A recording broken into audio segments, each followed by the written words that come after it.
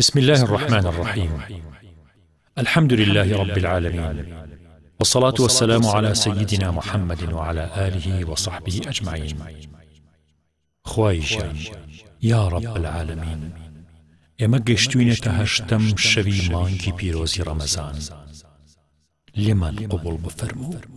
ئەم تاعەتە پڕ لە گوناهانەی ئێمە شایانی مەقامی بەرزی تۆ نییە یا ڕەب، بەڵام تۆ ئەوەنە عەزیزی، ئەوەندە کەریمی، ئەوەندە بەخشندەی، ئەوەندە لێبوردەی، ئەوەندە ستاری گوناهەکانی، بە چاکە لێمان وەرەگریت، عەفومان کە یا ڕەبی.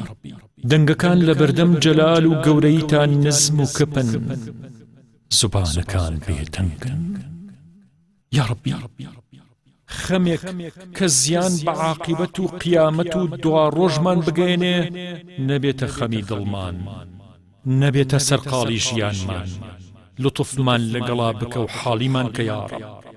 یا ڕەبی، پەنات پێگرم لە دوای شەرەفمەندی و شیرینی ئیمان و ئیسلامەتی نەگەڕێنەوە بۆ تاریکیەکانی غەفڵەت و زەلکاوەکانی کوفر و بێدینی یا ڕەب. لە دوای ئەوەی چراخانی هیدایەتم بینی، بیناییم بە تاریکایی کوفردانەیەت ئیلاهی. لە دوای ئەوەی کەرامەت و ڕێزی موسڵمانێتیت پێ عەتا کردم، ڕیسوایی دووڕوویی نەبێتە بەشم.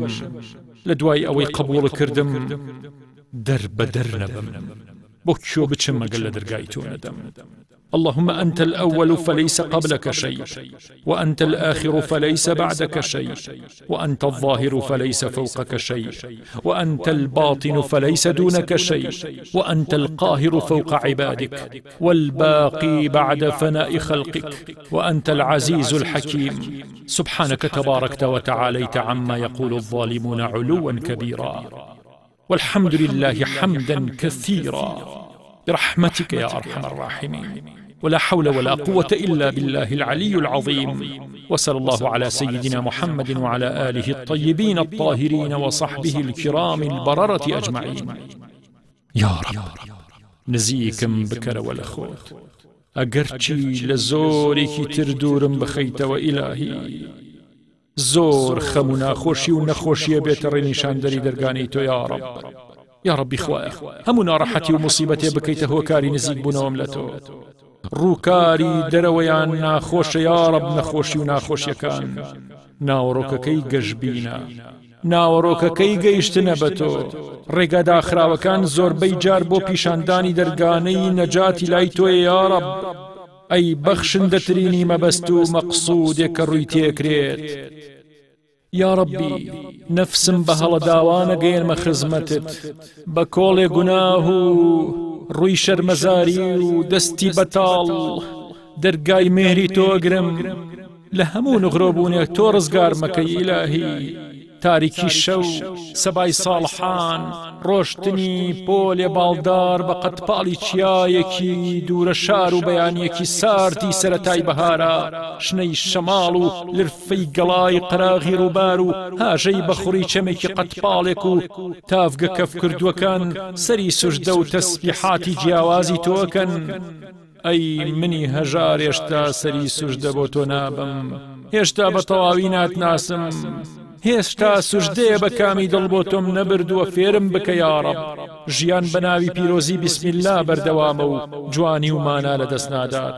یا ڕەبی تۆ زانای بە هەموو پەنهانێک، خۆر و مانگ بە نووری جەلالی تۆ ڕووناکیان هەیە، قودرەتی بەخشین و لێسەنەوەت هەیە و خاوەنی مەجد و بڵندیت.